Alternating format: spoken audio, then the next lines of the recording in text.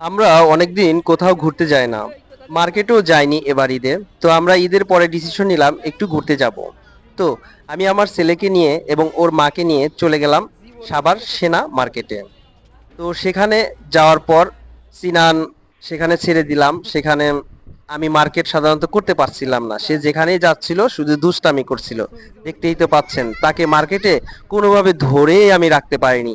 সে কোনো মার্কেটে কোনো দোকানে গিয়ে ঠিকঠাক থাকতেই পারেনি। অনেক ঘোরাফেরার পর আমি কোনো কিছু কিনতে পারলাম না। তারপরে ও আমাকে সবাইকে না বলে চলে আসছে নিচে। এখন সে বাইরে এসে মাটি দিয়ে খেলবে। তো এখন কি করা যায়, ওর মাকে আমি মার্কেটে রেখে ওর সাথে চলে আসছি নিচে। এখন সে এখানে বসে খেলবে। তো তার মতো করে সে খেলতেছে মাটিতে। একটু পরে সে ধুলোবালি নিয়ে খেলা শুরু করছে। আমি কিছু বললাম না, ঠিক আছে খেলতে থাকুক, ওর যদি ভালো লাগে ও তো খেলবেই। আর সারাক্ষণ দেখা যায় বাসার ভিতর একা একাই থাকে, মাটিতে সেভাবে খেলতে পারে না।